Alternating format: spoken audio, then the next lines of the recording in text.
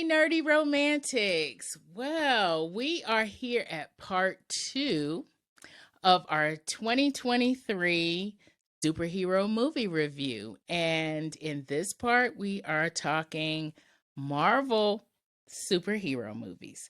So we are going to start off with Ant-Man and the Wasp: Quantumania. We'll also talk about Guardians of the Galaxy Volume 3. We'll talk the Marvels, and we're going to talk Spider-Man Across the Spiderverse. Spoiler alert, we will spoil all of the aforementioned movies, and we might spoil a couple of comic book storylines as well.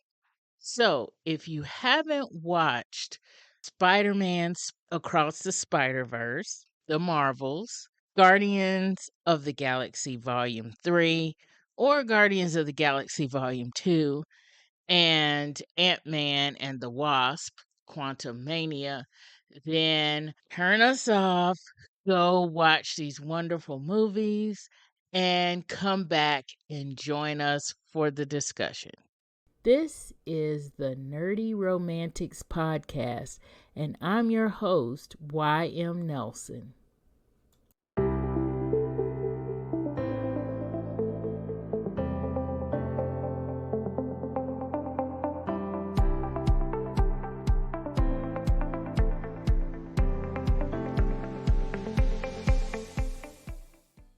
So, Perry is with us from Superhero Cinephiles podcast.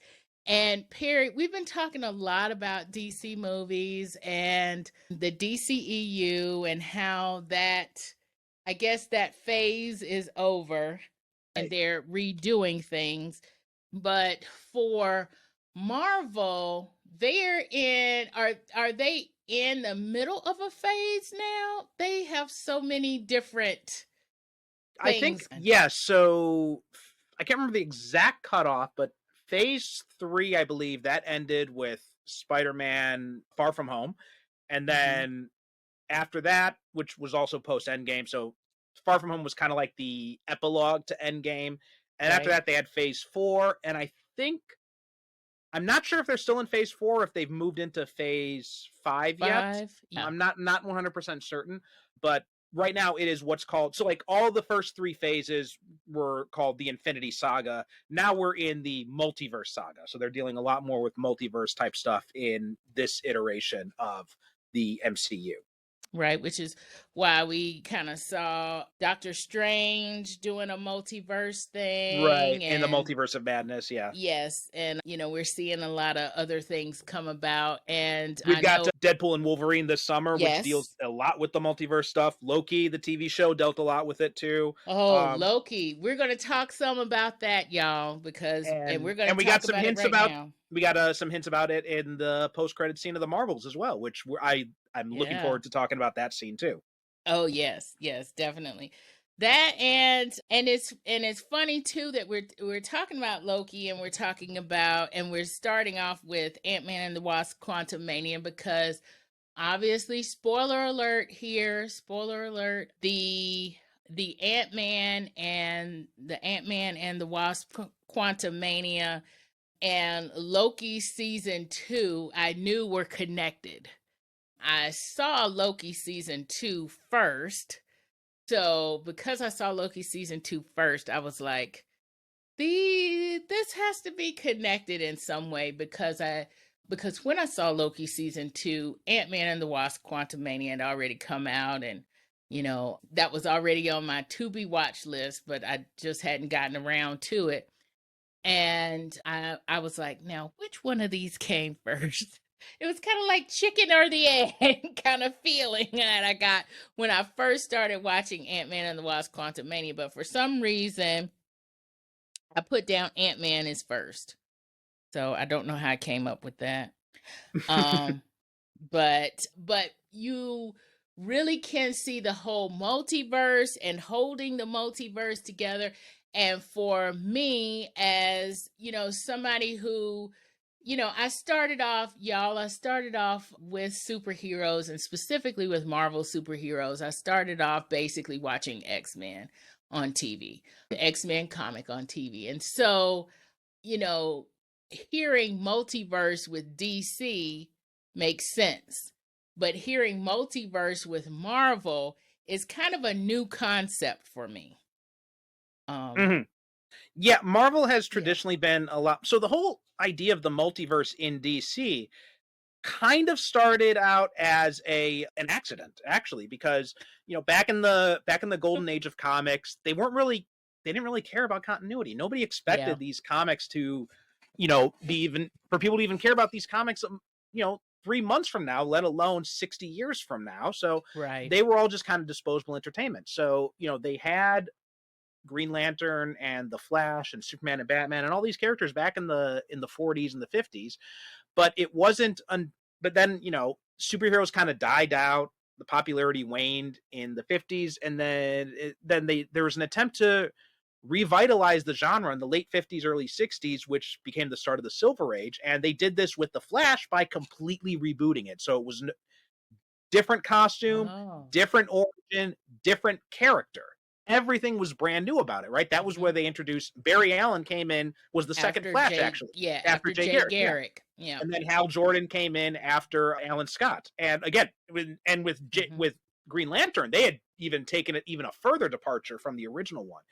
And then they had Superman and Batman. So back in the Golden Age, they had Superman and Batman and Wonder Woman as part of the Justice Society of America. And then in the 1960s, they launched the Justice League of America, which had Superman, Batman, Wonder Woman, but also the new Flash and the new Green Lantern.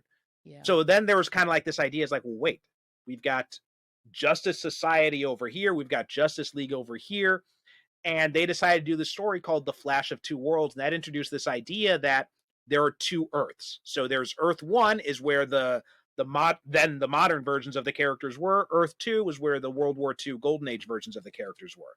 So that was kind of how the multiverse came to be. Whereas when Marvel started in the 1960s, Stan Lee's whole thing was he wanted it to all be connected right from the start. So in the first issue of Spider-Man, he goes to try and join the Fantastic Four because you're a new superhero. What are you going to do? You want to try and join the Fantastic Four and get paid. So, right. So it was very much steeped in continuity. And though Marvel has definitely has multiverse stuff too, like that really kind of kicked into gear, I think probably about the 1980s is really when it really kind of kicked into gear. Okay. It's never been as tied into the main continuity kind of in the same way that DC has been. There have been different things here and there, but it hasn't been as big of a focus in mainstream continuity until much more recently. And then it was like in the 90s, you had like the Age of Apocalypse. You had characters crossing back and forth from that version of reality. And now we're starting to see more of it, right? You had the Spiderverse, you had those characters crossing in and out into the main universe. So all of that kind of stuff is really started really kind of like in the past, like maybe 20 years or so is when that had really started coming to focus. Oh, okay. Yeah.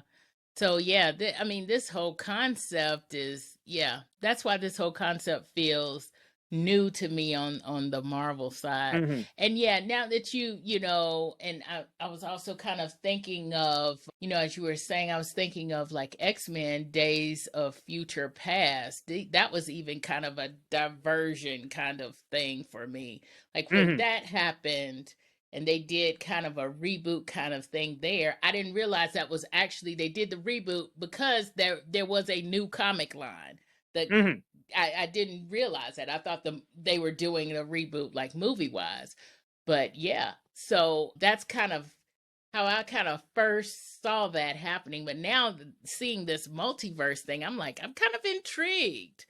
But with Antman and the Wasp Quantumania, you kind of see it. You kind of see it.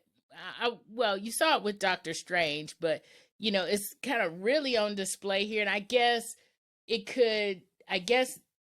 being that they're in the quantum realm and it's Ant-Man, you can really explore that a little bit more here and get people kind of okay with it, I guess, versus like Doctor Strange.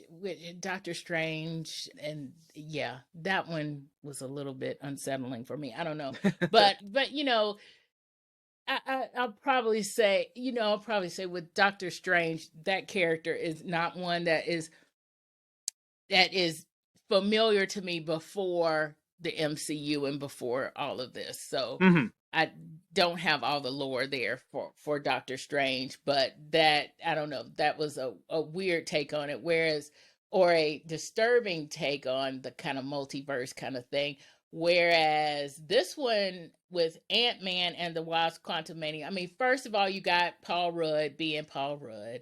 So Right. you've got the laughter, you've got the funny there, but you've also got, his daughter who's secretly, got her own Ant-Man suit, and you got family dynamics going on there. You have and you have other like society things going on in the quantum realm. It almost felt to me like once they were in the quantum realm, and once they were, once you kind of realize, oh, this is where they are and they're actual beings down here, it felt very Star Wars to me. Mm-hmm. And Yeah, yeah, and that's kind of it's this is comes from the comics. There was a comic book called Micronauts, and it was based on like a toy line, I think it was, and it was this idea that they come from the microverse, this like miniature subatomic universe, and that had become kind of a mainstay in the Marvel comics. They couldn't use the term microverse, so and then now it's quantum realm instead in these movies here. okay. So that's kind of where that whole idea comes from. But yeah,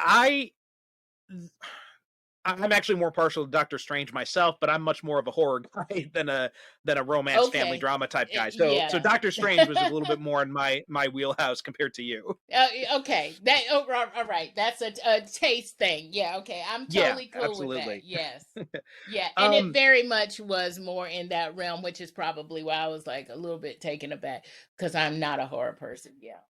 Okay. yeah. And Quantumania, I mean, this is a movie that like a lot of people blasted. A lot of people hated They this totally movie. did. Yeah. I don't hate it. It's my least Yeah. favorite of the Ant-Man movies, though, and those are Yeah. ranked basically in order of release. Like, I think the first one is still the best. The second one's a lot of fun, but it doesn't quite live up to the same highs the first one. And then the third one, it kind of falls down a little bit more. My list on here. One of the things I do think was cool about it is I love that they took these big swings, right? It's just like we are going to go full Yes. out wacky Jack Kirby comic book science-y weirdness here. And I like that it Yes. took those big swings with it. I thought that part of it, I'm like, okay, cool. We're done with, because I am, as much as I liked the Batman, the Matt Reeves Pattinson movie, one of the things is I'm just so over the whole idea of like we have to have superheroes grounded in the real world. I mean, like these things are based on, based on, wacky sci-fi comic books. It's supposed to Mm-hmm. be this kind of like Yeah. weird all around the place. So I think I think it's very cool that Marvel's just like, yeah, we're gonna go wacky Jack Kirby science-y with it. And I thought maybe they take it a little bit, maybe a step too far. Maybe. There's a definite argument to be made there, but I admire them for taking that shot to begin with. Yeah. I'm gonna have to agree with you on that. I love the weird sci-fi thing, and then maybe that's why I was like, "Oh, I'm getting a Star Wars vibe," and oh, I'm leaning in a little closer to the TV as I'm watching. Because Right. they're doing that. They're doing this wackiness, and we have these suits, and we've got all this. Yes, there is a lot of sci-fi going on here. This is very much sci-fi going on here. And I loved all of that. I loved all of it. And the first thing I wrote to that is, oh gosh, I wrote the ooze exclamation mark Yeah. equals universal translator equals getting a Star Trek feel right now. I was like, the ooze is a universal translator. Although it's funnier than it is in Star Trek because they got to drink the ooze, and then the ooze, and I love that the ooze kept talking about holes. You've got holes. How many holes do you have? And, you know, of course he says, it says, how many holes do you have? And you know, the first thing that you're doing is you're thinking, oh, well, there's my ears, and then there's my nose, and then, yep, I'm counting. I did that. Yes, I definitely did that. I totally was counting, and I was like, oh my gosh, this is so crazy. Oh gosh. But yeah, that was, I will say I didn't write a lot of notes here about this. Oh, the ooze is called Veb. Veb Yes, has and holes. it's voiced by David Dasmalchian, who played the Russian guy in the previous two Ant-Man movies, and he was also Polka Dot Man in the Suicide Squad. What? Yeah. Wow. Yeah, and he was also on the Flash TV show too. I think he played Abracadabra on the Flash TV show. Oh, okay, yeah. Oh my He's done gosh. a lot. I think he's also done voices in like some of the animated superhero stuff too. So he's done a lot of superhero work. So that is very much like Star Trek. You just see them recur on. Oh yeah. They're on this one, and then they're on that one. So yeah. Well, we're seeing that now. We're seeing that now as Marvel keeps getting bigger and bigger. Like you had Gemma Chan. She played Minerva in Captain Marvel, and then she played Cersei in Eternals. Mahershala Ali, he was Cottonmouth in the first season of Luke Cage. Now he's going to be Blade in that upcoming movie. And there's another one that was announced recently. I'm blanking on it, but it was also like a recasting too. Yeah, and Mark. Oh, Evan Moss. Evan Moss. I can't remember his last name, but he was Microchip in the first season of The Punisher. Now he's going to be the Thing in the upcoming Fantastic Four movie. Oh wow, he is. Yeah. Oh my gosh. But yeah, Mahershala Ali. Yeah, he's also in Spiderverse. Yes, you're right. He does the voice of the Prowler. Yes. Yes, exactly. So yeah, I just think this is all just like so awesomely cool. But the thing that, of course, again, the thing here that I liked about Ant-Man and the Wasp, obviously, I like that it's not okay. We're just here to fight the bad guy. There's a lot of other stuff going on. And that's why I don't have a lot of notes here for this one, because I just sat back and I just watched.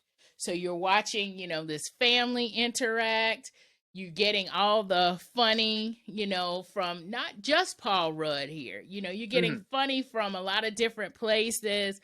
I love the fact that Michelle Pfeiffer's character, when she gets into the quantum realm, like everybody knows who she is. And she's just, walking around, and she just reminded me so much of she was just giving me the Mandalorian feel. Like, you know how like when the Mandalorian walks into a town, everybody knows who the Mandalorian is, or knows who a Mandalorian, right? They know what Mandalorians they know what that armor means. Yeah, exactly. Yeah. It's like, and she's just so giving that, in this, it was really neat. And I think one of the, sorry, go ahead. You go ahead. What were you going to say? I was going to say, I think one of the biggest failings of this movie is that I think it's trying to do too much, because, I think trying to do a lot.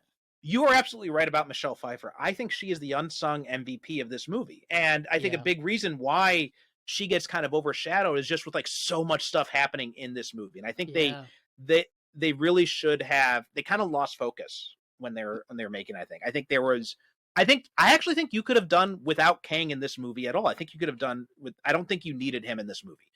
And while it was funny to see Corey Stoll back, I don't think that was the best use of the MODOK character either.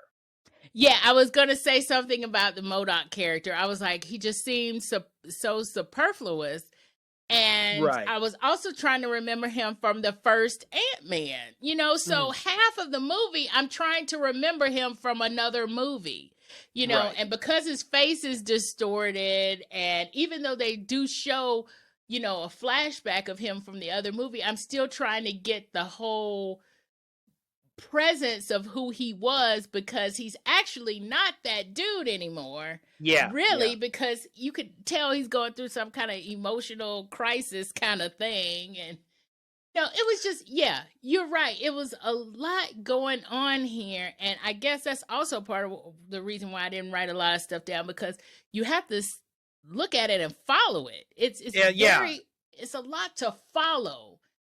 Yeah, And you've got the story with yeah. Scott and Cassie over on this side, and then you have the Mm-hmm. story with Hank and Jan and Hope on the other side, and it's just Mm-hmm. like, oh, and then you got the whole Kang stuff going. It's just there are way too many moving parts in it, and it just kind of loses focus. And Yeah. I think the better thing would have done is I like the idea of bringing Corey Stoll back, but maybe not as MODOK, but maybe have him as the villain of this movie, and then that would thematically tie it back to the first one, connect the other two in a much better way. That's And you know, and I know you said we're not going to talk about Jonathan Majors' legal issues, but I will say I thought he did a great job though as Kang, and I wish we could have seen more of him. I understand why we can't, and I totally respect that decision, but it is kind of a disappointment that we didn't quite get to see what could have come of that. yeah. I'm gonna break my own whatever I said and say about Jonathan Majors is he was good in this, and he was good on Loki season 2. And well, even in that last episode of season 1, I thought he was wonderful in that. Right. Yes, totally. I'm like, he's good with this, and in my opinion, if you're going to keep somebody, even though these are two separate, I get this, these are two separate studios, right? But if you're going to keep somebody, it would not be Ezra Miller, in my opinion. It would be Jonathan Majors. Yeah. But they've kept Ezra Miller on that side. And they have let Jonathan Majors go on this side, according to the latest news. Right. He's not going to be doing this anymore. But, and I'm like, that is a waste.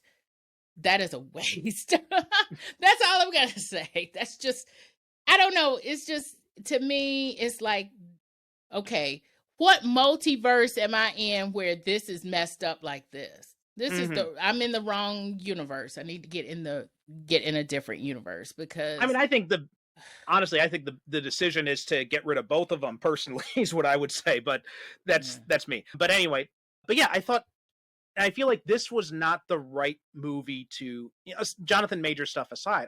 I just think conceptually this is not the best movie to introduce Kang. Like, I think there's better ways to introduce this version of Kang than what we did here.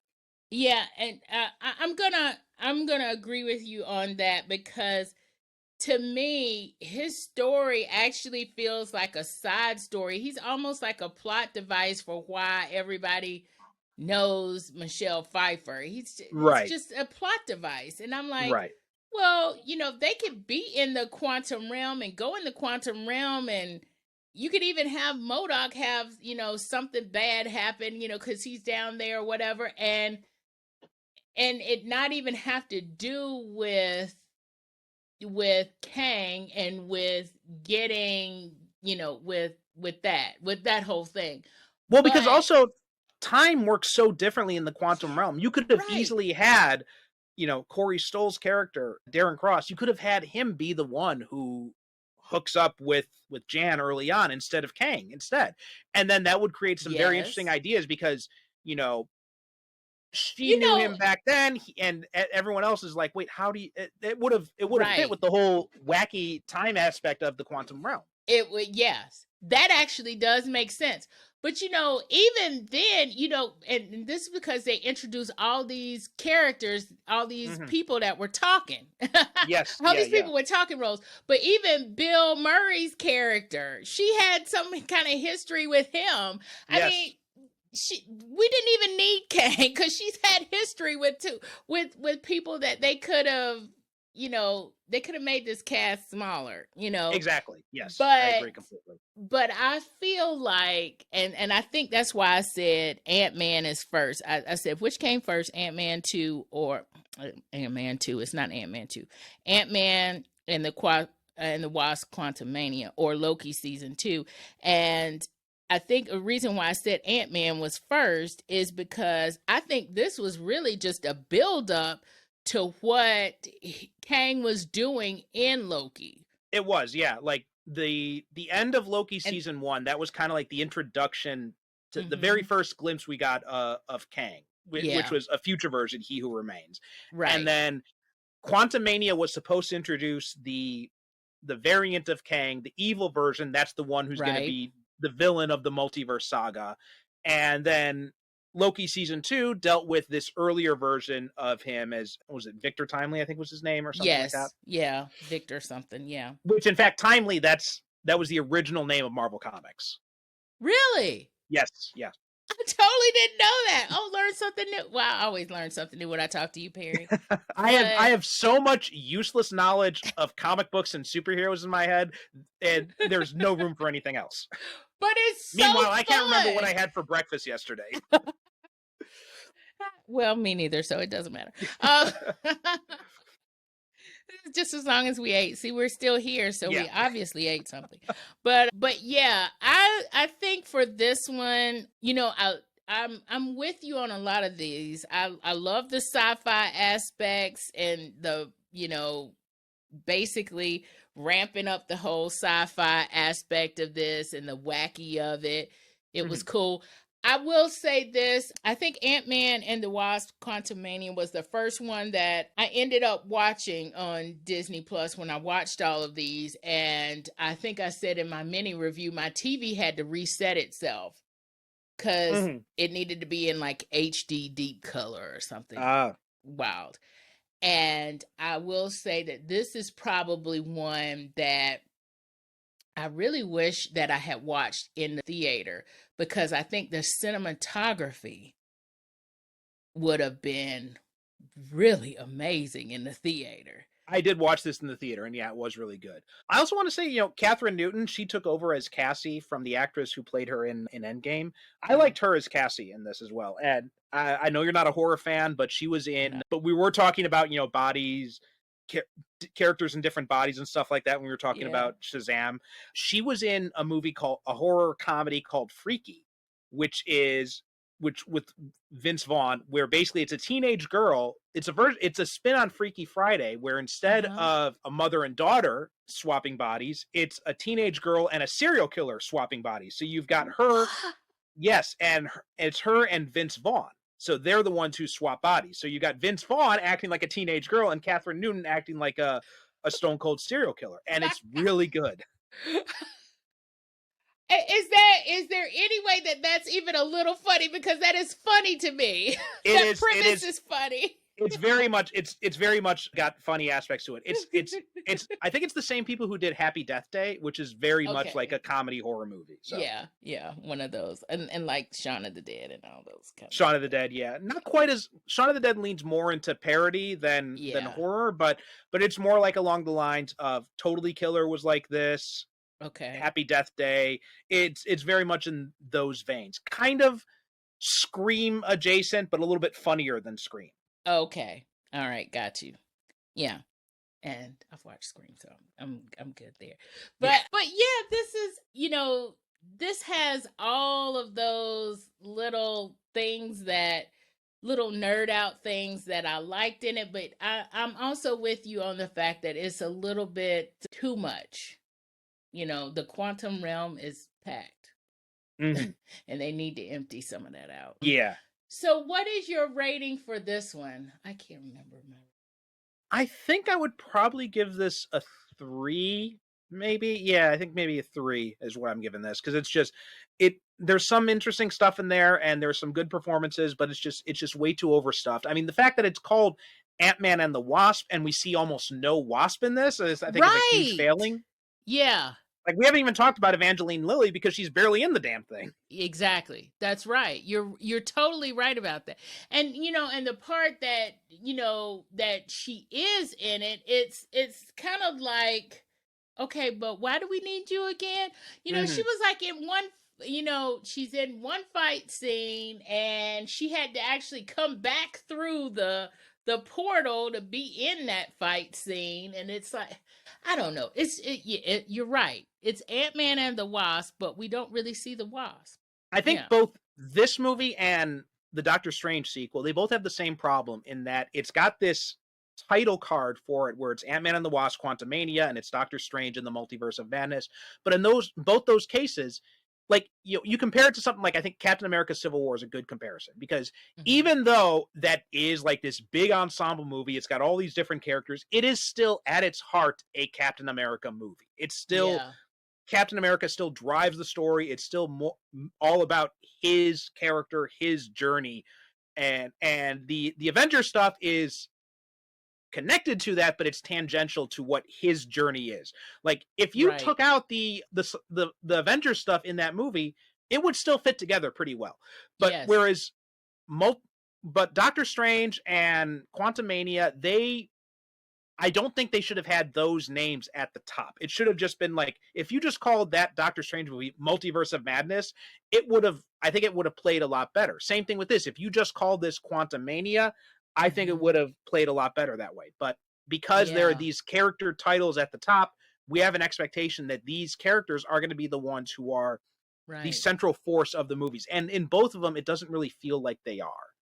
Exactly. And, and now that you mention that, the thing about Ant-Man in the first Ant-Man and in Ant-Man and the Wasp, we see Ant-Man evolve. Right? We see Ant-Man first, we see him evolve from being a criminal to Ant-Man. But then in Ant-Man and the Wasp, we see him, evolve with his powers. And here he is he doing something different? I don't even really, you don't really see anything. What you see different is that his daughter now has an Ant-Man suit. Right. Yeah. So we don't really see him evolve. So it's not really about, and we don't see anybody really trying to get his powers or really trying to come after him or anything like that. So it's really not about him. We also don't have any of the non-superhero characters that we had in the first two movies. Like, some of the best scenes in those first two movies were with, like, his crew or like his ex-wife and her husband. The guy that drove the van. Ant-Man and the Wasp. Oh my gosh. Right, Luis. Yeah, we get no Luis in this. We don't get any of, Judy Greer is not back in this either. So I think we've definitely lost something when we don't have those human characters to anchor. And I think this is one of taking it back to the discussions that we had about the later seasons of The Flash. I think one of the things that kind of hurt that show is when everybody ended up becoming a superhero. So by the end, you have no human connection, really. Right, exactly. Everybody's a little, and two, because everybody is really, sci-fi'd up here. I mean, we have actual, like, beings that are not even really, we would barely call them humanoid, right? Right, so exactly. It's like, you're trying to make a human connection here, but the only people that are like humans are charged up in some way. Right. I mean, the only real human character in this is Hank Pym when you think about it. And he like, developed the Ant-Man technology. So yeah, I mean, it's exactly. Yeah. And he's the one that developed the technology, but then also he's kind of being sidelined. I mean, he's even been sidelined by his wife, especially when the Bill Murray character comes along and, or the character that Bill Murray plays, I should say, comes along, and it's like, he is, he's really being sidelined. He is, but yeah. And that's what killed me, because I thought the family dynamic they present at the beginning of the movie, where Cassie had spent 5 years growing up with, Hank and Jan as her aunt and uncle. And, Scott has missed all that time. Like, that's opportunity to explore that stuff and explore those relationships. And it's just, and we get hints of that at the beginning, but then it just, once they get into the quantum realm stuff, it's just over. All sidelined. Yeah. Exactly. It's totally over. So yeah, I think that I gave this one a 4. I am not exactly sure if that's what I gave it, but if that's what I gave it, that's what I'll give it. But I will say this, out of all the Marvel movies that we're talking about today, this was my I'm gonna say this was my least favorite. I agree with that. Yeah, definitely. This is my least favorite too. Yeah. But one of the ones that was really this wasn't my most favorite, but this was very close to my most favorite, is Guardians of the Galaxy Volume 3. See, Guardians, this one was my favorite. This one is, 5 stars all the way from me. I'd give it 10 stars if I could. I loved this movie. Okay, so tell me why we're getting 5 stars from this one from you, Perry. Oh my God, this was the perfect summation of that whole trilogy. Like, first off, when they killed off Gamora in Infinity War, my original idea was, I'm like, okay. And then at the end of Infinity War, we saw that scene where Thanos, when he snaps the gems, he's in like the soul gem. He sees young Gamora there, and she asks him what he sacrificed, and he says everything and all that. Yeah. My original theory was that was going to play a part in undoing everything in Endgame. There was going to be stuff involving the soul gem, and maybe we were going to get Gamora resurrected as a result of that. Yeah. But we didn't get that. Instead, we get, this past version of Gamora from another universe who comes over, gets stranded in our universe, basically. Yeah. And she has no memory of Peter Quill. She has no memory of that time. And yeah, and so then I'm like, okay, I see what they're going to do. They're trying to reset the whole Sam and Diane thing that they commented on in Guardians of the Galaxy 2. And I figured that's kind of what they were going to do here. And they're going to find a way for them to come back together. They're going to find some way for Gamora to get those memories somehow through some contrivance. That's what I had expected. And they didn't do that. And what they did instead is they told this beautiful story about what it's like to fall out of love with someone. And they use this superhero metaphor as a way to explain that. And as someone who has fallen out of love before, who has been through a divorce and came to a point where we are totally fine with each other, where we evolved to a point where we don't hate each other, right? We just don't love each other anymore. Like, to see that played out on screen, I felt seen in that moment when I saw that scene, because that's not something you see in movies ever. Usually when it's a divorce or something, it's like, it's a bitter thing. And maybe if they have kids or something, they come to some sort of, begrudging understanding or something like that. But you don't see it like this, where they fall out of love and they're okay with it. And I thought this was such a great story because it went through all those emotions that Peter is experiencing, and it was all very true to life. Yeah. It's funny that this movie got to you emotionally in that way, or you connected emotionally with this movie in that way, because I also connected emotionally with this movie, but with a different character, with the whole Rocket character. And I connected with that as well too. I definitely want to talk about that as well, but you go first. But yeah, the whole he got put in a situation, he found a family in that situation, and he loses a family in that situation. And then all of this happening while he is in captivity, that really just, I feel that now. I still feel that. I mean, that whole thing, and then the fact that he basically kept all of that inside of him, and all of that really, for me, I've always thought that the Rocket character, I've always thought that he was just a real, like, a curmudgeonly dude in a raccoon inside of a raccoon. I mean, he is snarky, he is sarcastic, he is a jerk, and it is just wonderful. And I loved him on that level, but I've never really, I've always seen him as a raccoon character. Here, he's just human to me. Mm-hmm. It humanizes him so much, and I love Rocket, that. Yes, absolutely. Like, Rocket was.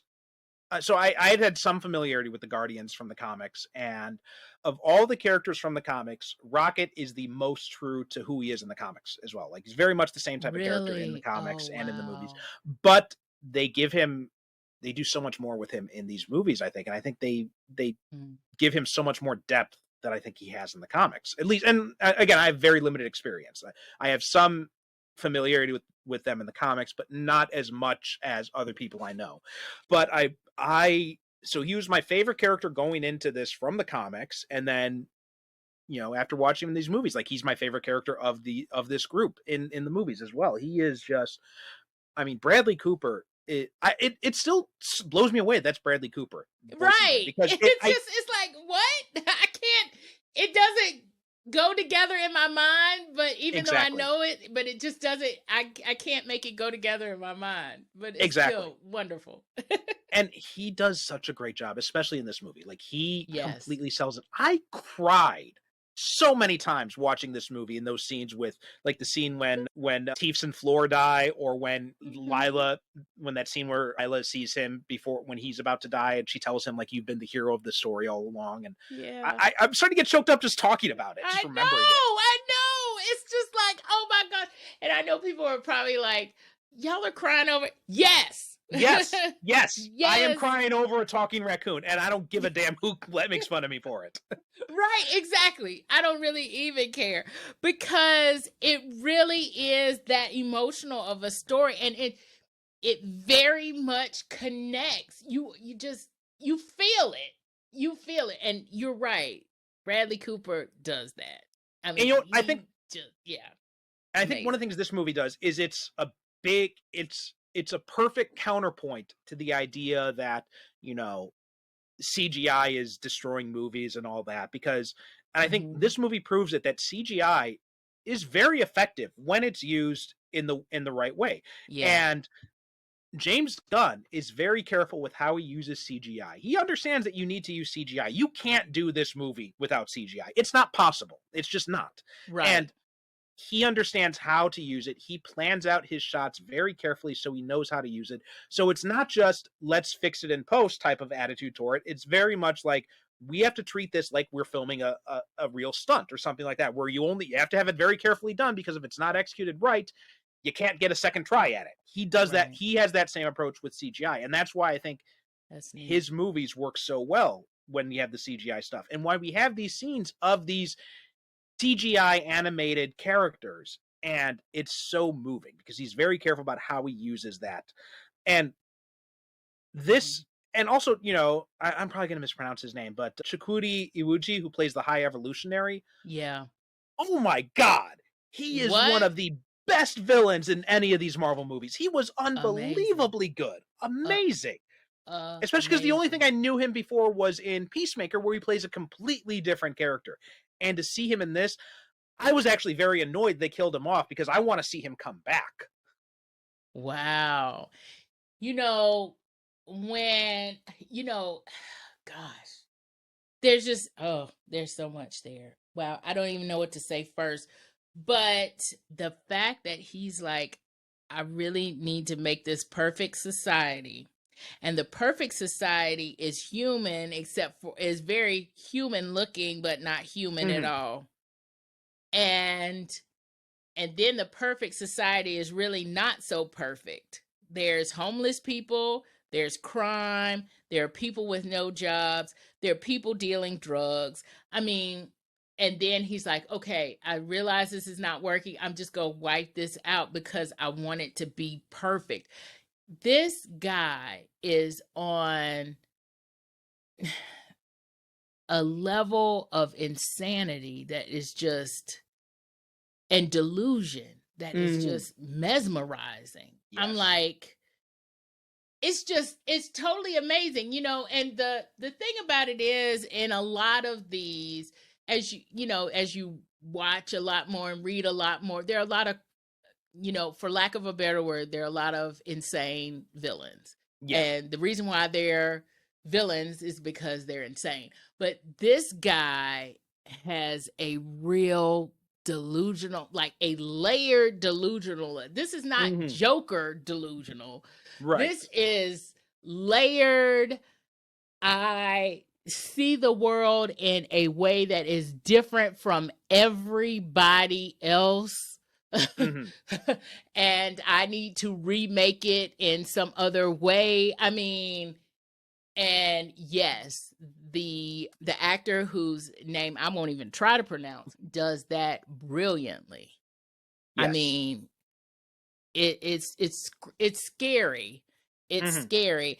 And yeah, it's scary because it's also, you see a little bit of this delusion and and some people that don't need absolutely, don't need to be voted into anything. Yes, let me just say that. Absolutely.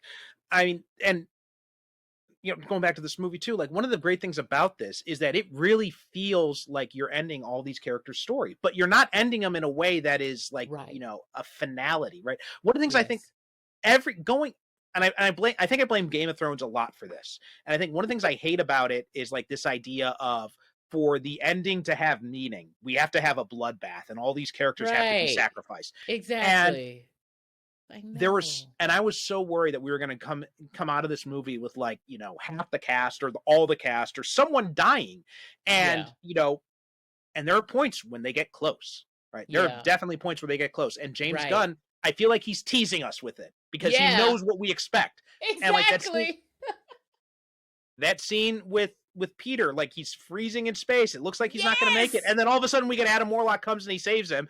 And I'm just like, good. I'm glad James Gunn said, I know what you expect. I know you expect there to be some big heroic sacrifice. I'm not doing it. Right, exactly. And the funny thing you mentioned that is because I was talking about, I need to finish watching this movie because I had started watching it, and then when Rocket got hit or whatever, I said, no, I can't watch this. I can't, and part of it was because I had something else to do. And so I really needed to be doing something else. Actually, like I had something else to do with my time. So I literally did not have the time to watch it. But then at the other part of it was I did not want my emotions to go through seeing Rocket die. And I was just like, you can't do this to me. You can't kill off these people. I mean, you've already, kill Gamora and then brought Gamora back, and it's like, what? I can't go through these emotions, So I turned it off, and I was telling a friend about this, and I was like, well, I was telling a friend, I said, I'm not spoiling anything because I don't know what happens. I literally said that to her. So I don't know what happens. I just know I was all in my feelings and I needed to turn it off. But I've now got to finish watching it because I need to know what happens. And that is really how you feel about this whole thing. You feel, okay, it's volume 3 and it's, the end of the Guardians of the Galaxy as we know them, in this iteration. And James Gunn is now moving over to DC. So exactly. Yeah. So, that's happening. So you're right. You do have that kind of feeling that, oh gosh, somebody's going to die, Yeah. But the fact that it doesn't happen, and we still we still feel a finality at the end of this iteration of Guardians of the Galaxy. But we also feel like we will see these folks again, even if Marvel doesn't say at the end of the end credits, we will see Starlord again, even though they did say that. They did, yeah. Although, I think that was kind of a joke because the whole idea of calling him the legendary Starlord while he's talking about mowing the lawn and stuff. Right. That was hilarious. That was so hilarious. And he's like, now why am I going to be mowing along when this guy's 45 and sitting on the... And he's like, don't even get me started. He's like, I kind of want you to now. Right. But you know what? Even that is real because you even have those kinds of feelings about neighbors or whatever. It's like, now why is such and such mowing the grass, but then this person went and got somebody to mow their grass. I mean, why can't they do it themselves? And da da da. You know, You know what I you think still would have those feelings. You know what I think would be brilliant about this, though, is if they do like a Disney Plus series of shorts or something called The Legendary Starlord, and it's just Chris Pratt doing like mundane human shit the Things, entire. right? I think that would be brilliant. That would be awesome. I would totally watch that. Oh my God, that would be so awesome. But yeah, it's so funny, you know, to for that to happen. But but getting back, it's like it's a finality, but it's not final. Like they died, and I was worried about I was worried about Chris Pratt's character. I was worried about Starlord. I was like, oh Lord. Yeah. Quill's not gonna make it. Right. But yeah. We also get the thing with Drax and like this hits me so much more now that I'm a dad, but just that scene when, you know, Nebula tells him at the end, she's like, you're not a destroyer, you're a dad. And I'm just like, oh my God, that killed me. That killed me. I was gonna ask, I was like, did that get to you? Absolutely. Same. And I forgot to mention it when we talked about Blue Beetle, but still that scene with him and his father, like that also killed me. Like it just my gosh. You know what though? You know, you mentioning that scene in Blue Beetle, you know, I forgot to say this too. I felt like, you know, even though they're two different comics, I felt very much like a Black Panther kind of feel. Yeah. Oh yeah, absolutely. You know, and like I'm kind of passing the torch, but I'm kind of not passing the torch, you know, right then. But it's more like it's your time to step up now. It's not your time to leave. It's your time to step up. And I felt very much, you know, it gave me the first Black Panther. It gave me those vibes. Well, yeah, same thing. Like, I think Shang-Chi as well. Like, I don't think you get to Shang-Chi or Blue Beetle without Black Panther being the first one to take those first steps. Yeah, exactly.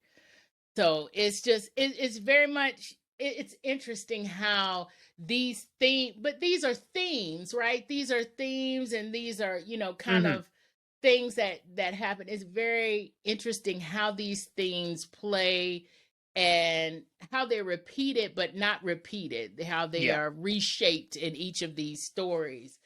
And speaking of that, you know, the found family theme is like to 1000 here as well in Guardians of the Galaxy, and they are very much found family and very much And also Zoe Saldana is how amazing is her performance in these movies, because she plays this as if it is a completely different character, because it is a completely different character, right? She really did. And you know, it's funny, you know, because when you were saying that about the relationship, and I'm thinking to myself, that is how that relationship is playing out between you know, Gamora and Quill. It's playing out like we divorced, but now we're on a different it does have that feeling to it. But I will say the relationship that she has with her sister Nebula, you know how they just do the nod towards each other, but then they're also slightly, you know, hostile towards each other. Very much the first like movie. Exactly. And I was like, it is so that's what, you know, that's what I found like fascinating when I first watched it. You know, now that you're saying this about, you know, Quill and Gamora and you know, the way they're relating, I kind of feel that now. I did notice that now. What really got me more was her relationship between, you know, or Gamora's relationship between her and her sister. It was like first Guardians of the Galaxy. It took you right back there. Yeah. And it's like you realize now that this character is not the same. And it's especially cool because we've gotten to know. Because they both basically like flip positions, because now you've got Gamora, who is the heartless mercenary, and you've got Nebula, who is the, you know, someone who cares about other people. It's like it's a complete inversion of that original relationship, and it's very interesting to see play out, especially because, you know, Karen Gillan as well, an amazing actress in these movies. Totally like, amazing. I'm like, you know, I've always had kind of a well, every time I've seen Zoe Saldana, she's always had that, kind of tough exterior or whatever. So, her kind of going back to, going back to this previous version of Gamora, I was like, okay, it made me feel a little bit like, okay, it's safe, but then it's like, oh, I kind of miss them together, But then it's like, okay, this is who we've got to do, because she's tough. This is how we do it, She doesn't, this is what we do. But yeah, it's just the whole cast is just amazing. I mean, it's just, and you really see it here. I believe I said in my mini review, I said, yeah, this was really long and really emotional, and I loved it. It was wonderful.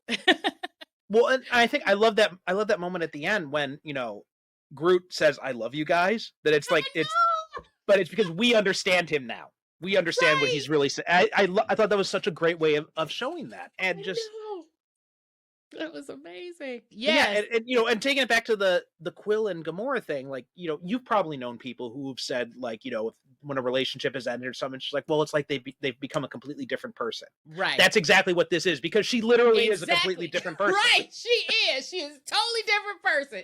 And it's like, oh, wow. And this is really happening. But I've never really seen a lot, and maybe I'm just not remembering clearly, but I haven't really seen a lot of, like, sci-fi stuff explore that aspect in that way. I thought it was so inventive to do it the way they did. I totally agree with you. But you know what? I'm going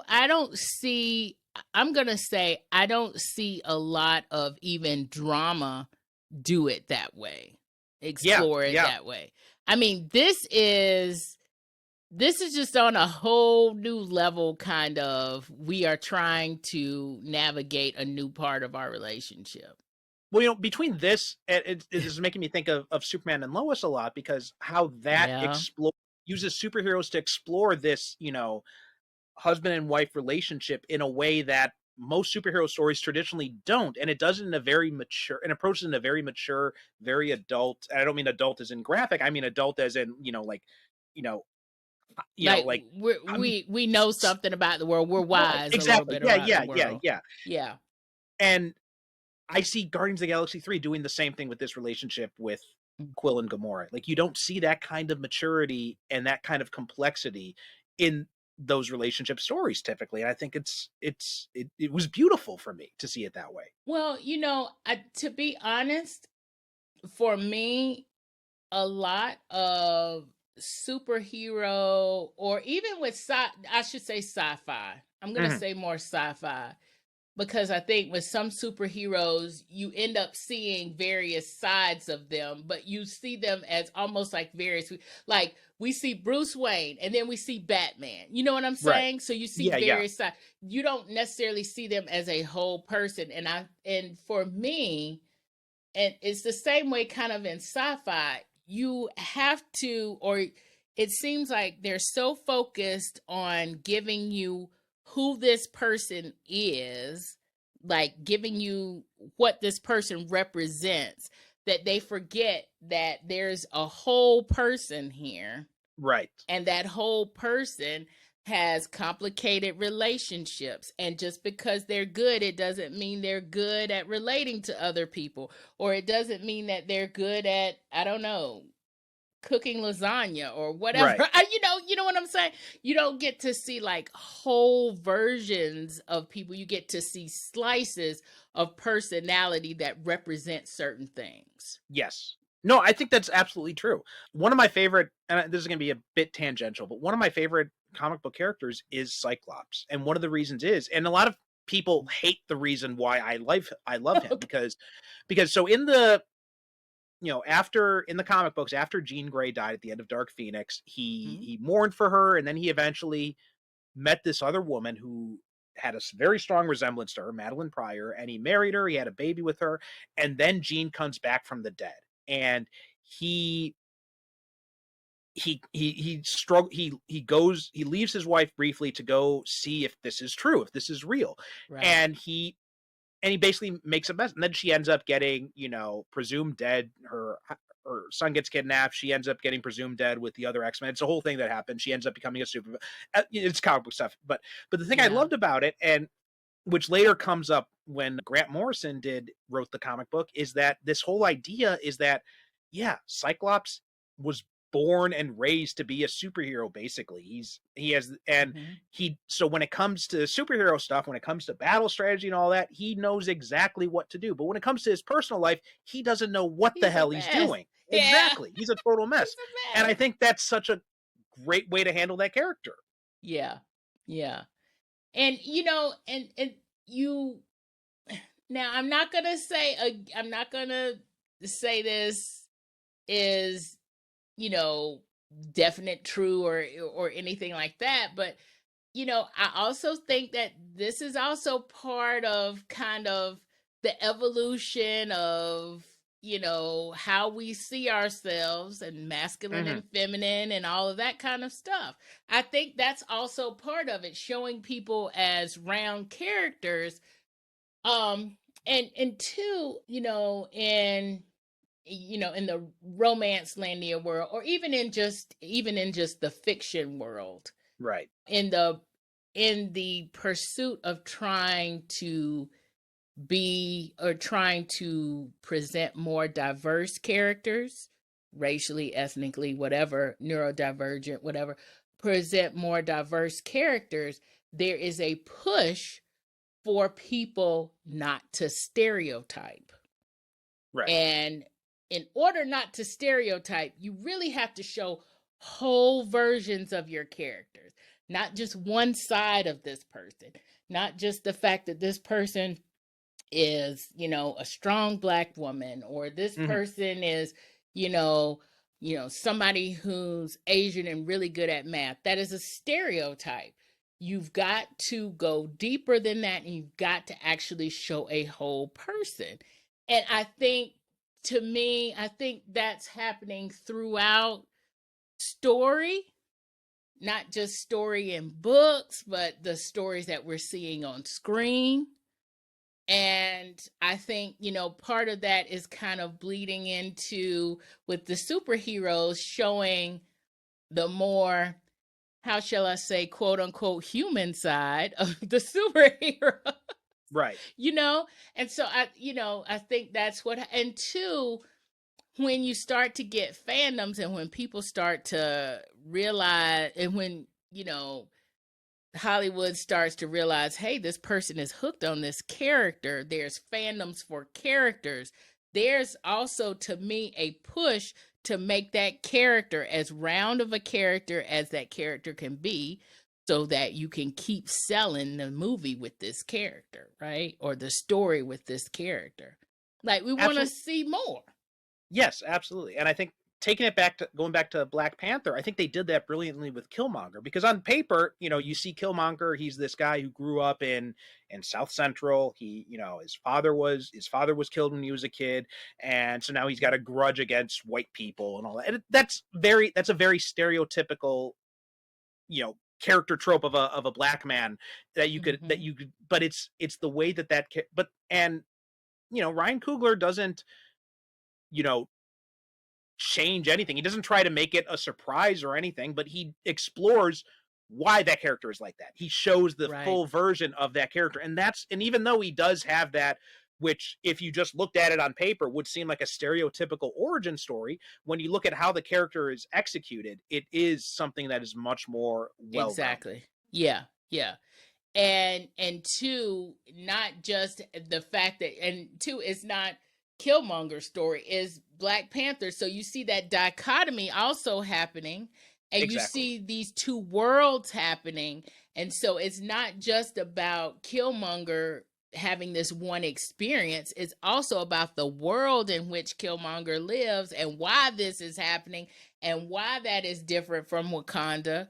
Exactly.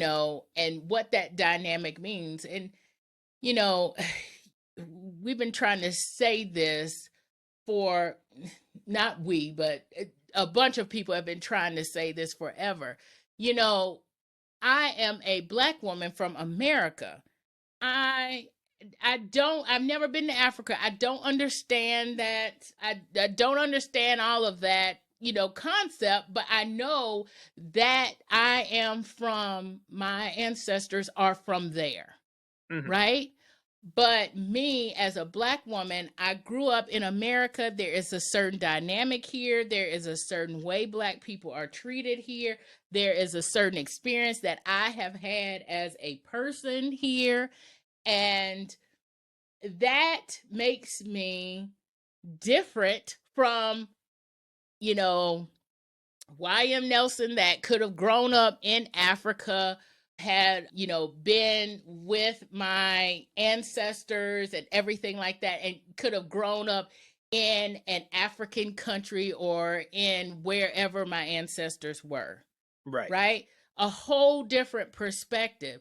And so, actually, by showing not just Killmonger and just that event, right? But Mm-hmm. also showing that whole dynamic and how that whole dynamic is different from, T'Challa and from, the Wakandans dynamic is amazing to me. And then too, also not just Wakanda, but actually bringing in the different tribes and all of those kinds of things. So it's not just every Wakandan acts like this, Mm-hmm. right?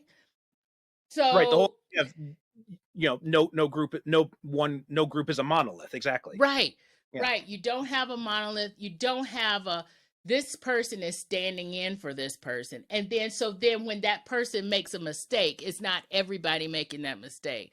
Right. Right. So when Quill and Gamora aren't seeming to really get along, it's not just about, this human and this whatever she is are not getting along. You know what I'm Mm-hmm. saying? Yeah. It's like these people have a complex relationship and Mm-hmm. they've been through something, right? Yeah. And so we're seeing all sides of that. It's not, Star-Lord has made a mess up, Right. so, and that's kind of the same thing to me, like I felt with, I felt that way with Drax. I felt that way with Rocket. I feel like I felt that way with everybody here. I saw with Guardians of Galaxy, I saw a growth happen, Yes. like Yeah. of everybody. Like I saw them grow into kind of like a whole person, like a whole character. And so if one of them had been killed off, I would probably still be crying to this day Mm-hmm. Yes, absolutely. because I have grown to love these people. Now, I will say I do have two minor criticisms of this movie. One of them is Adam Warlock. I feel like there was originally a completely different plan for this character. He pops up at the end of Guardians 2, and in the comics, Adam Warlock was very heavily involved with the Infinity Gauntlet storyline. He was basically in the kind of like, I guess maybe the Doctor Strange role or something like that, because he was very much, the key to solving it and everything like that. He's the one, kind of like a combination of Doctor Strange and Iron Man, I guess you could say, because he's also the one who ends the conflict at the end. Okay. Obviously, they went a completely different direction. No objections to that. I thought I loved Endgame. It's one of my favorite of the Marvel movies, so I've got no problems at all with the way they handled it. But I do feel, and originally, right, because the original plan is that James Gunn was going to do 3 Guardians movies, and then he was going to be kind of like the Kevin Feige of the cosmic side of Marvel. He was going to be kind of like shepherding like all the cosmic movies of Marvel. Wow. That was a apparent. I've heard this. I'm not sure if that's been confirmed or not, but that's what I've heard was the original plan. But after Guardians 2 came out, right, there were a bunch of these right-wing trolls. They dug up some old tweets he had made with some bad jokes that he had done, because he was working for Troma at the time. He was doing this kind of like edgy humor type of thing, and they got him briefly canceled and fired from Marvel, and then they ended up Marvel ended up reversing that decision. They brought him back, thanks in large part to Kevin Feige, and then he was allowed to, because then at first he went over to DC, and DC's like, okay, you want to do the Suicide Squad? You can do the Suicide Squad. And then he went over to DC, and then Marvel came back, and they realized their mistake. They hired him back to do Guardians 3, but by that point he had already been, seemed like the whole things had changed in between what he was originally planning to do for Guardians 3 and what have actually ended up happening. So I think eventually we're going to get the full story about what his original plan was versus what ended up happening. But I do feel like there was originally something completely different for Adam Warlock, because in this movie, he does feel kind of tacked on. Yeah. That is That was, interesting. yeah, so that is my one big criticism. I felt like the Adam Warlock character felt kind of superfluous. He felt a little bit tacked on there. The other thing is, I loved the soundtracks for both the first movie and the second movie, especially the second movie. I thought the music chosen in the first movie was better, but I thought the music for this that was used in the second movie was much more better. It had a much better integration into the story. Like, those songs fit at the different moments that they were being played at. Yeah. Whereas this one, with the exception of probably the Beastie Boys song, Yes. like, I didn't feel like the soundtrack really connected with the movie in the same way the soundtracks connected in the first two movies. I'm going to agree with you there. I am also going to add that I think for me, part of the reason why they didn't connect is that they are newer. The songs are newer. Yeah. So they don't give you that same nostalgia kind of feel as the other songs do. And you're right too. They're not, except for the Beastie Boys song, which was very much on point. They're not as on point. Yes. Yeah, with what's going on in the movie. I can't remember what the first song was, but the first song, yeah, it was Radiohead. I think it was Creep. Yeah, so I was like, I get what they're trying to do, but this is not the best song to do this with. Yeah, and I'm biased, and I know most of my friends are gonna break out the pitchforks when I say this, but I've never really liked Radiohead. Oh, okay. Yeah. Exactly. So we don't want the pitchforks to really come out with that, so we're not gonna go there. But I will say though that it seems like Radiohead is like a go-to for anything like action-y. Gosh, Matrix is Radiohead City. I mean, it's like anything action-y and sci-fi and all that kind of stuff. It's like, so maybe it's a little overdone for us. Maybe that's what. Maybe, yeah. But for me personally, the songs are newer. Yeah. In this one, I noticed, and the newer, it doesn't evoke the feeling that the other ones did for me. I agree with you on that. Yeah. I agree with that too. Yeah, I definitely felt that it did lack that nostalgia. And I get the idea is, like, he's got the Zune. Yeah, right, he's got the Zune now, so that's why he has access to all this newer music. So I understand the reasoning behind it, but it just didn't feel. I mean, that it didn't connect with me in that same way. I think maybe it would have worked better if they used some more, like, maybe some nostalgic 90s songs or something that would have worked a little bit better. But the way they did it just didn't quite connect with me. And two, I think, the songs are a little bit less universal than the other ones as well. So they don't strike a chord across the, people who are watching, I don't think. Right. And there's nothing as brilliant as, like, the insight into Brandy in the second movie. Right. Oh my gosh. Lovely. Okay. So I forgot, did we give this one a rating? Yes, I gave this a 5. And you gave it, I think, a 4 or 4.5? Yeah. I think I gave it a 4 or a 4.5. And I'm going to stick with that. If it was a 4.5, then I'm going to stick with that. Mm-hmm. If it was a 4, then I'm upping it to a 4.5 because I'm now feeling that emotion again. And so because I'm feeling it again, even after I've watched it, that it's gone on since I've watched it, then we can give it another half a point. But yeah, so we've been talking a lot about these movies and we still have 2 more to go. Yes. The one that I did give a 5 to is actually Spider-Man Across the Spiderverse. This is one where I feel like it has everything for everyone that's watching.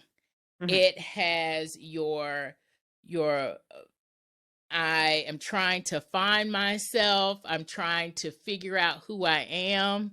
If you're in that stage of life, whatever age you are, because that happens at different ages, it has all of the, this is one of the things where, with, to me, with Flashpoint, how you said how they, when they, went back and showed us all those different era things, era superheroes and things like that, to kind of show the different flash points or whatever, or the different, you know what I'm saying. So to me, where they did that wrong in the Flash, I think this is when they get it right, when they show all the different Spider-Man and actually like going back in time and showing the comic and showing the old Spider-Man, like Spider-Man, that one, and showing all the different Spider-Man and showing, and even kind of connecting live action people in with the animation. So it is not 100% animation like it like it was with Across the Spider-Verse. I mean, with Into the Spider-Verse, but they even have like live action going on here. But what I really liked is kind of, it gives you that Spider-Man kind of nostalgia there that I loved. And it also, gives like a good storyline. Like the story of what they are doing, what Spider-Man has to do, like what is Miles Morales actually going through, and what is the superhero thing that he has to overcome. The villain being the Spot is not, is a little bit more than what he thought, and all of this other kind of stuff. That whole story that they created here is just mesmerizing. So you've got the good story for people who love story. You have the wonderful like character arcs and things that we see here. We have the good themes of, how we deal with family, who we can become when we're growing up, what does it mean to be a friend? What does it mean to, be a hero in society? Does that mean, how does that interact with our personal lives? How do we deal with loss and tragedy? All of these things are here, and I think they did them really well. I don't really have a whole lot to add to that. I mean, okay. I was like, what did I just say? No, you are completely on point with all of that. And I think the only thing I would add to that is that I love that they found this way to use different animation styles, which you got a little tiny taste of that in the first version, but I think it's very much 100 here. Yes, absolutely. This is another one. I totally agree. That was actually the last thing I wrote. Putting all the different types of animation together with live action is amazing. Yes. And this is one of those that I also wish that I had seen in the theater. I actually saw the first Miles Morales Spider-Man in the theater, like the last day that it was in the theater here. See, I wasn't able to see either of these in the theater, like the second one I mentioned already, but also because here in Japan, like when it comes to the live action movies, when those are released, they release them in two versions. They release them with the Japanese dub and one with the original language and Japanese subtitles. So I can see it in the original language. But when it comes to animation, because the vast majority of animated movies in America are kids movies, so that's what they're mostly treated as here. So when they're released here, they're pretty much only released in the theater in the dubbed version. They almost never have a subtitled version of it. So yeah, I wasn't able to see either one in the theater because of that, unfortunately. But yeah, I mean, I thought that they did a wonderful job of expanding the Spider-Verse stuff, showing the Spider Society, having, bringing in Oscar Isaacs as Spider-Man 2099, bringing back Peter and showing that he's now got, baby May there and all that. And I love, but also and then we got to see the cast growing a little bit, like, one of my favorite Spider-Man characters is the Scarlet Spider. So I thought it was so cool seeing the Scarlet Spider here and seeing him rendered in like the 90s style and everything, even having like 90s style brooding and all that kind of stuff. Right? It was perfect. It was awesome. I loved it. Yeah. I mean, if you can't find a Spider-Man that you love in this movie, you are not a Spider-Man fan. I mean, Spider-Punk. Amazing. Spider-Punk is so awesome in this. I loved him. Oh my gosh. I mean, it's so wild. I loved all of this, And it's just an added treat that they gave him a British accent because Hobie Brown is American in the comics. So, but to make him like, he is? Yes, oh my to God. make him like but he's in so fact, cool in the comics, he's cooler as a British dude. In the original comics, actually, he was actually Prowler originally. The idea, because originally Miles Morales was the ultimate Spider-Man, right? So he's from a different universe, and they hadn't introduced Hobie Brown in that universe yet. So when they decided to give him have his uncle be a villain, they decided to use the Prowler identity to give it a Spider-Man connection. So but in the comics, Hobie Brown was in the main universe was the Prowler. Wow. And not so much a villain, more of an anti-hero type of character, but and he still pops up from time to time. But I think he had changed his identity. I think he's the Hornet now in the current comics. He kind of has an anti-hero a little bit. Yeah. He has a rebel. He has a rebel personality here. So he does have a little bit of that.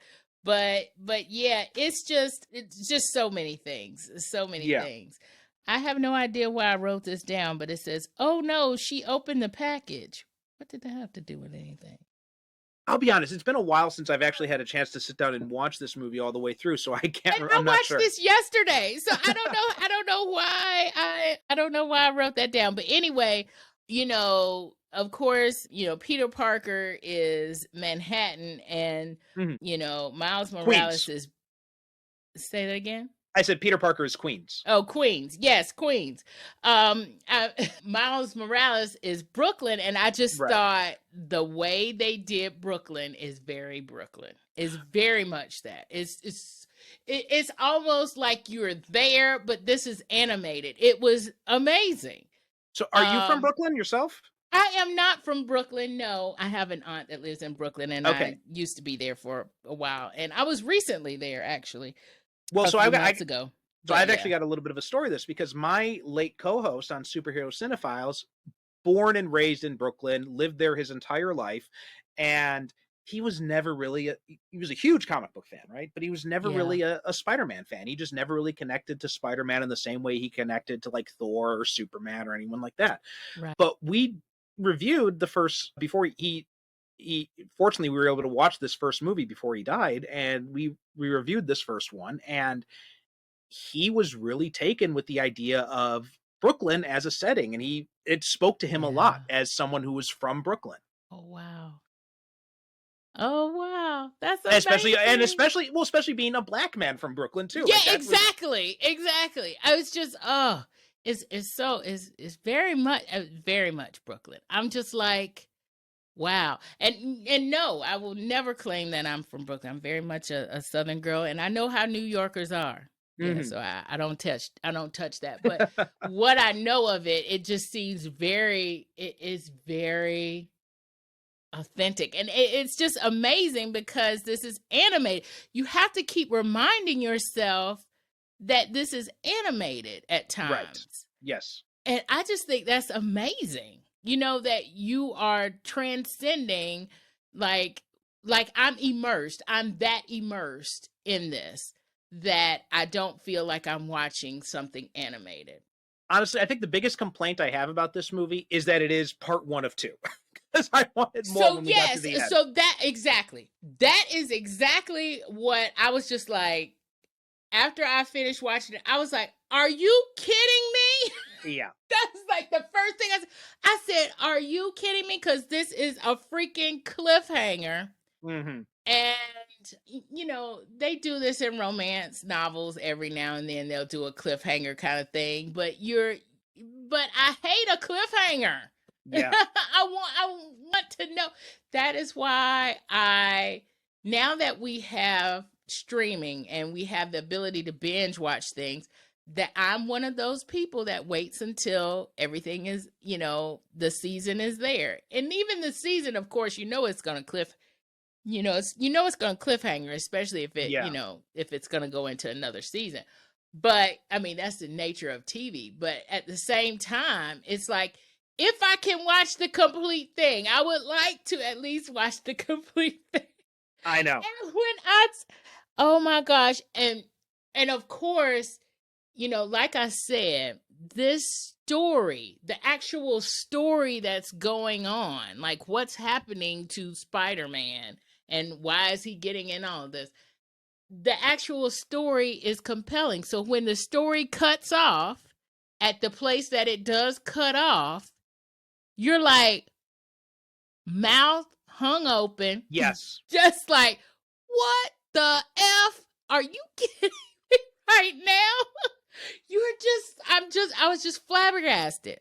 And especially because we don't have an official release date yet. It was originally supposed to come out in March, but then it was delayed indefinitely, so we may not get it until next year, maybe not even later than that. So it's please don't tell me these bad things. Don't tell me these bad things. Oh my god. So I think that's why that's actually why I'm giving it a 4.5, because it's just the fact that it ends on that cliffhanger like that, and we're still waiting for part 2. So even though I'm going to agree with you on your rating, I'm still giving this a 5, and that's because once we get the continuing part, it doesn't even matter if the continuing part is not exactly what I wanted. It's going to be a continuing. It's going to hopefully end. So I'm pretty sure, knowing what we've seen in the first 2 so far, I'm pretty sure that it's going to stick the landing, and it's going to be it's going to be a 5 all for this entire series. It's going to be amazing. It's going to be amazing. So, I just know it's going to happen. That means we've got the Marvels left. Yeah. And I have some mixed feelings about this. What were your thoughts what's your thoughts about the Marvels? So I think this movie was unjustly pilloried. I think it's a fun movie. It's not the best movie that Marvel's ever made. I'm not going to say anything like that, but it's a good, decent superhero flick. It's breezy. Like, the fact that it's got the shortest runtime of any of the Marvel films, I think that's actually a positive thing. It doesn't, this film does not drag itself out. It's very quick. It's very fun. I loved seeing these 3 actresses interact together, like Iman Vellani. I am blanking on the names of Brie Larson and Teyonah Parris. The 3 of them together, it's just magic watching them together on screen. And I mean, the main villain is kind of crappy and doesn't really do much for me, but overall, like, the strength of this movie is really in those 3 leads, and I think they do such a great job of tying it all together and selling it. Okay. I think we're going to have our second disagreement. Okay. I did not like this movie, but okay. So in my mini review, I said that I feel like this movie was kind of one of those. There are a few it's more so the TV shows than the movies, but there are some points in the MCU where they make things to just connect characters or introduce other characters or try to make a foundation for another story that they're trying to create, or another storyline that they're trying to create. I feel like WandaVision is kind of like that. Even though I liked WandaVision, I feel like WandaVision was like kind of like a connection, right? And a lot of the movies don't do this. It seems like a lot of their TV shows, or their like mini TV shows that they have on Disney Plus, right? It seems like a lot of them do this. Yeah, I think you're right there, and I think it's because they do it. Yeah. A lot of these TV shows, they're kind of done to kind of like fill in the gaps and to kind of like expand on some stuff that they can't really expand on in the movies, because something like WandaVision, you can't really do that as a movie, right? You can only really do that as a TV show. Right. And I feel like with this movie is doing that. Mm-hmm. This is one of the few movies I feel like that's actually doing that. I will agree with you that this was fun. I love the interaction between the three characters, but for some reason, Captain Marvel, Brie Larson as Captain Marvel, Carol, she was coming off to me, and the thing is, she's trying to show layers, and I don't think she's doing that here. But she's coming off to me as just being, I'm above all this. I can solve all this. And it's, because I'm, basically, I'm basically like a god here. I'm just, I have all this power and I can do all this stuff, and I'm just going to fix all this. She's a type A control freak. And she's giving that, and in the moments, and then you have, Miss Marvel, Kamala Khan, who is like looking up to this person and is just like in awe of this person, and is just like in awe of all of this, because she's new to all of this. And you're being this, meanie. It's the nicest PG way I could say that. And then it turns out that, you really created this whole mess in the first place. You basically created your villain. You realize that, right?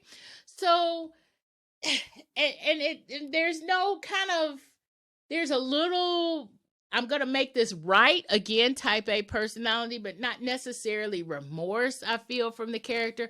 So to me, that's a character that, like, unlike Quill, or unlike, any of those characters in Guardians of the Galaxy, like how we've talked about how they're round characters and we get to see the fullness of them. We just get to see this one side of this person, and the other side is not really appealing. And that's just kind of how I felt throughout this movie. And I loved Kamala Khan's character in Miss Marvel in that show. And to me, I think that show was like, the movie is the bridge and the show was really it's kind of like the opposite kind of thing happening here. Like, the movie is the bridge here between Kamala Khan's origin story and whatever she's going to do as Miss Marvel, right? Or whatever's going to happen after that.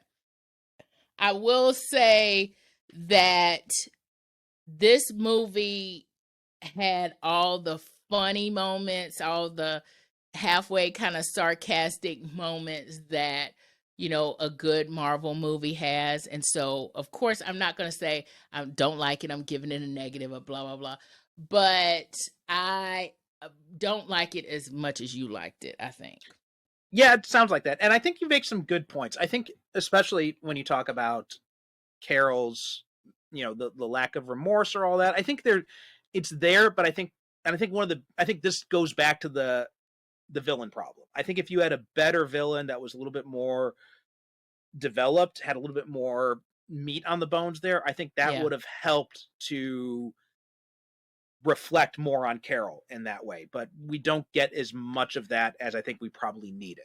So I do agree with you there. Yeah, I don't think I wouldn't go as far though as you did, saying that you thought it was no remorse or that she was completely above it all. I felt like there was a humanity to her, but I feel like, and this could very well just be me reading too much into it, but I do feel that Carol is someone who has been apart from humanity for so long because she's living with the weight of this responsibilities that she really kind of, it's not that she doesn't care, it's just like she doesn't remember how to connect. And I think this goes back to the idea again, with they're playing with the idea that she's kind of disconnected from her memories.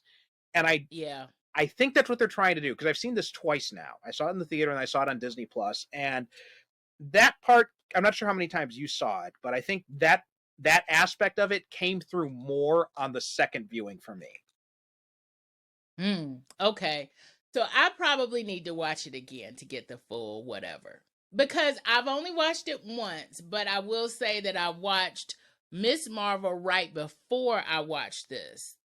Not right before, you know what I mean. And so when you have kind of that whole dynamic that Miss Marvel has, you know, with the whole family and the aunties and you know, and all of this is very much humanity there. And then you get this, right? You do feel a disconnect. And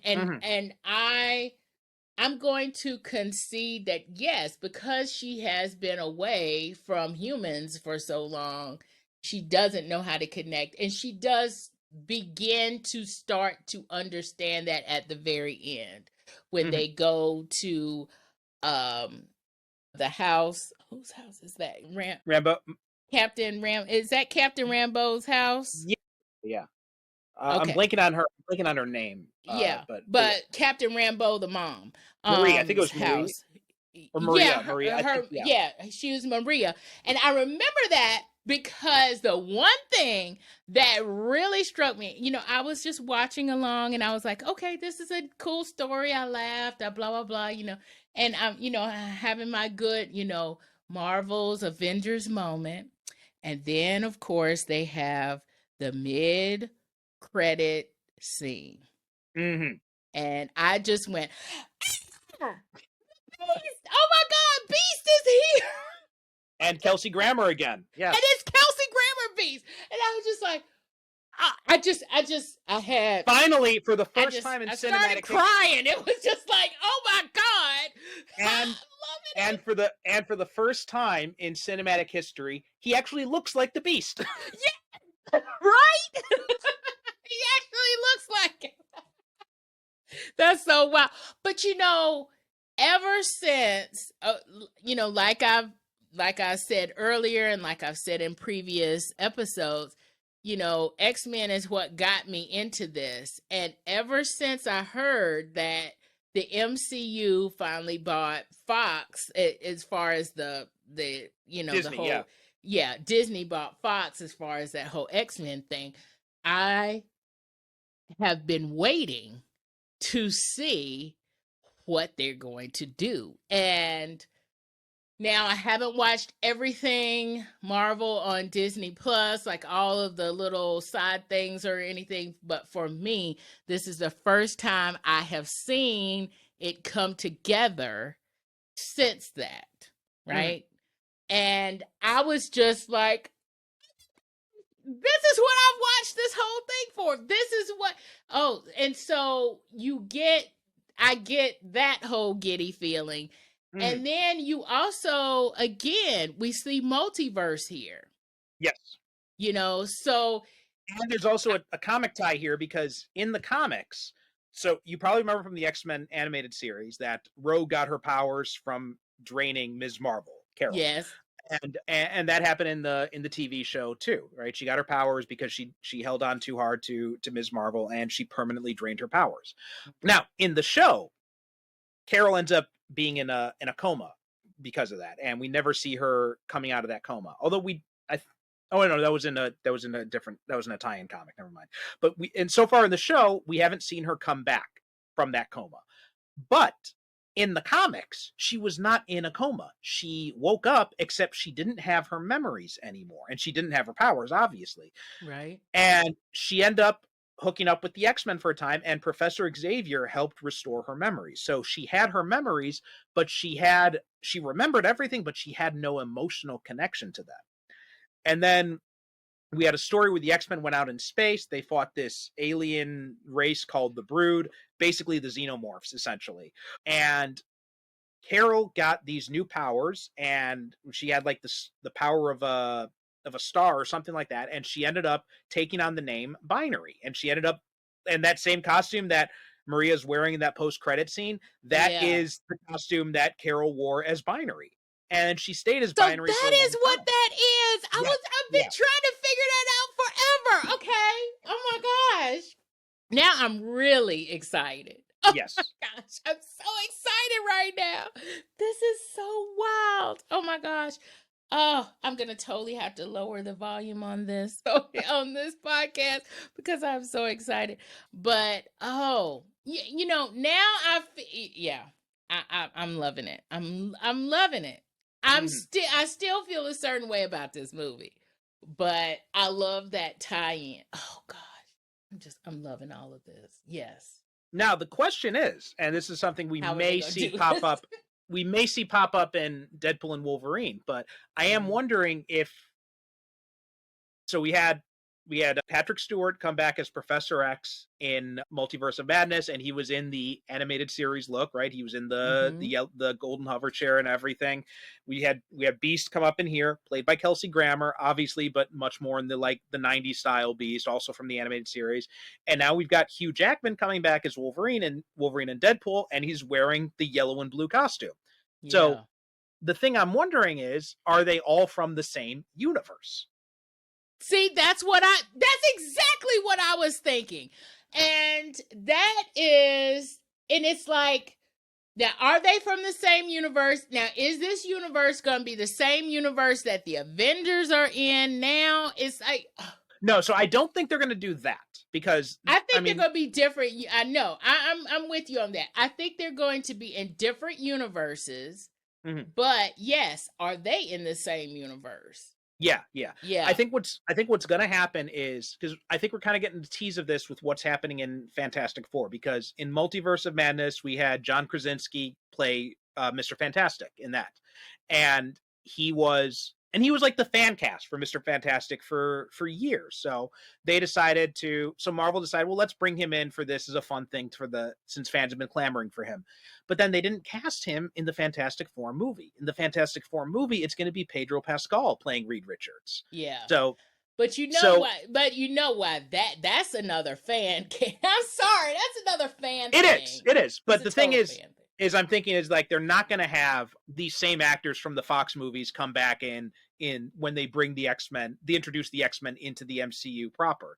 I think it's going to be something where my theory is it involves the Infinity Stones, and that, mutation has been kind of jump-started because of all the Infinity Stone shenanigans, and that's why mutants are going to start appearing in the MCU. Probably after Secret Wars is done, is probably what my theory is.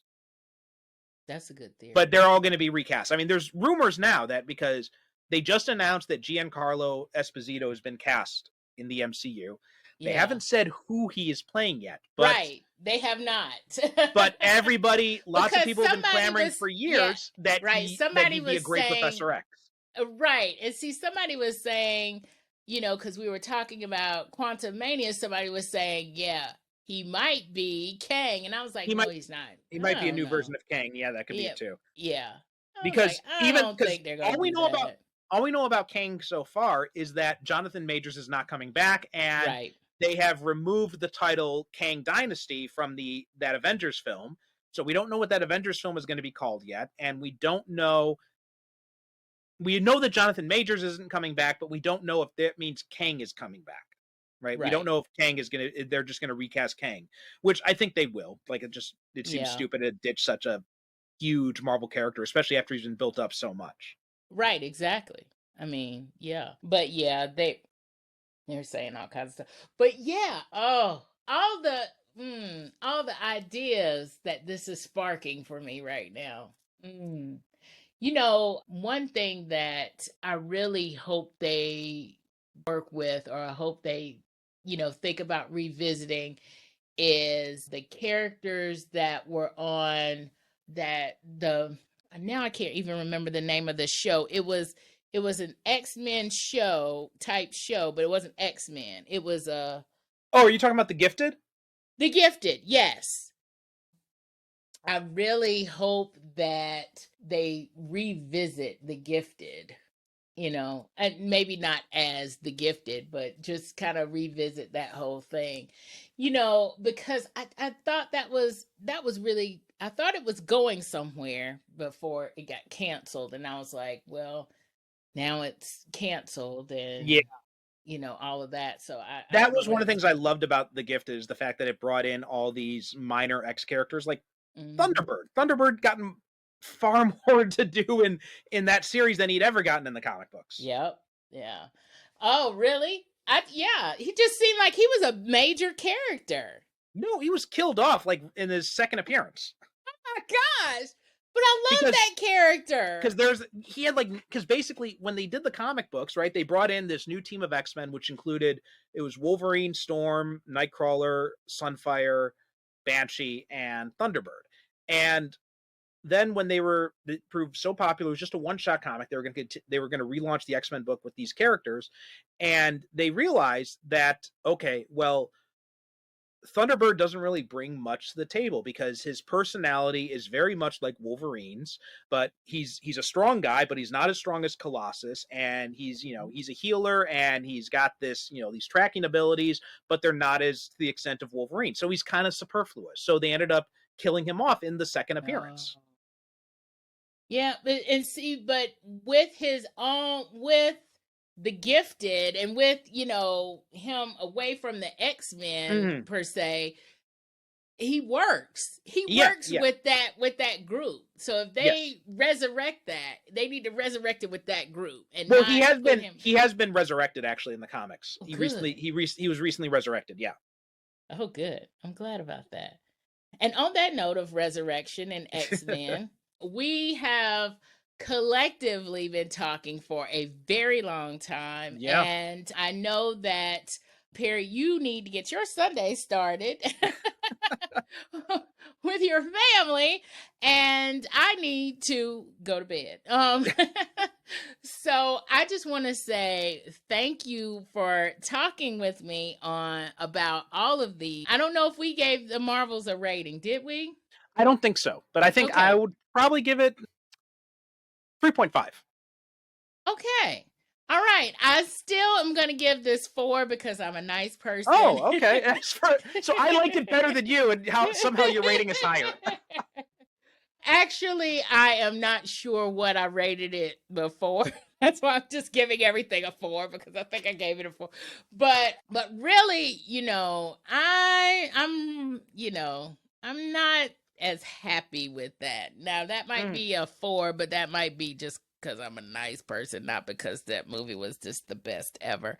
But I think part of the whole me giving it a 4 has to do with that mid-credit scene that we just talked about, and the fact that kind of connects those things.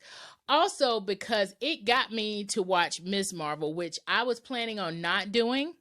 I was planning on just kind of skipping it, and I'm glad I didn't skip it because I loved Ms. Marvel. So part of that 4 rating is actually for Ms. Marvel, the TV show. The reason, the reason why I ended up watching Ms. Marvel is because I knew I was going to watch the Marvels, and I knew that I needed Ms. Marvel, needed to know what was going on there so I could understand. And I'm glad I did. Not just for the understanding, but just because Ms. Marvel is wonderful. So that's part of. And I will also say this: Iman Vellani who plays Kamala Khan. Yeah, she has now. She's also a huge comic book fan, obviously, and she is actually writing a Ms. Marvel comic book right now. It's called Ms. Marvel. I can't remember, like New X-Men or something like that, because they've resurrected her. Because in the comics she was an Inhuman, but the creator's original intent was to make her a mutant. And but back at that point, Marvel has had this whole thing with Fox, and they didn't want to give more credit, and because the head of Marvel at the time was a douchebag, and he didn't want to, and his whole idea was, we're going to replace the mutants with Inhumans, which nobody liked. It was a stupid idea. It ended up crashing and burning. And then once he got kicked out of Marvel, basically by the shareholders and at Disney, they basically said, like, oh yeah, we're keeping the mutants back. So that's why in the end of Ms. Marvel, if you listen closely, when Bruno says, there's a mutation. Yes. Right? You can hear the chords of the X-Men theme song. Yes. So she's a mutant in the MCU, and now she's been confirmed to be a mutant in the comic books as well. So she's so now that gosh, you hear she's stuff writing. and So Iman Vellani is writing a comic. I'm not sure. I think it might be open now, but it's called Ms. Marvel: The New Mutant, I think is what the title is. Oh my gosh, I love that for her. I love all of this. Oh my god. And it's great. It's a very good comic book. She's got such a handle on that character. She's a great actress, and she's a great writer too. Harry, see, you're getting me closer. Yeah, I am, and it is on Marvel Unlimited, so it is that 97 cents for the first month, so it's definitely worth it. Oh my gosh, here we go. Yep. And on that note, Perry, what about you? Where can we find you these days? Give us contact information, socials, everything. I will. If you want to hear me talk more about superhero movies, I am on the Superhero Cinephiles podcast. You can find that at superherocinephiles.com, or just search Superhero Cinephiles on your podcast app of choice. We're on all of them. On social media, mostly you can find me on Threads. I'm Per Constantine, PER Constantine on that. That's the same one on Instagram and Blue Sky as well. So I'm on those as well, but most of my activity is on Threads. And if you're interested in my work, my website is percivalconstantine.com. I have books. I've got like 30 books out. I've got some superhero books. I've got some urban fantasy books. My new urban fantasy is coming out in June, fingers crossed. And my serial, which is gonna launch with the superhero serial, is going to be coming out also in June, probably, fingers crossed. And you can find out more information on that. If you join my mailing list, which you can also find through percivalconstantine.com, you can be notified when I launch the serial, because I'm going to have a free 1-month coupon available to anyone who subscribes to my mailing list. So if you subscribe to the mailing list at any time you're listening to this, that will go out. It's going to be part of the autoresponder sequence. So you'll be able to have access to that. So those are where you can find me. That sounds wonderful. And we're going to have all that contact info in the show notes at nerdyromanticspodcast.com. And Perry, I am so glad that we got to talk about these movies. Even though it seemed like it took forever for us to get together and do this, I'm glad we did. And I'm going to have you back, because I have got to talk X-Men 97 with you. I am so looking forward to that. Yes, I am totally here for that. Thanks for being on. Thank you. While that's the end of our discussion, it's not the end of the story. Check out my website at nerdyromanticspodcast.com. And while you're there, sign up for my newsletter to get show notes of the episodes in your inbox. And if you want to see me, my guests, and my guest co-hosts on video, please subscribe to my YouTube channel at youtube.com/author YM Nelson. Thanks for listening and for watching.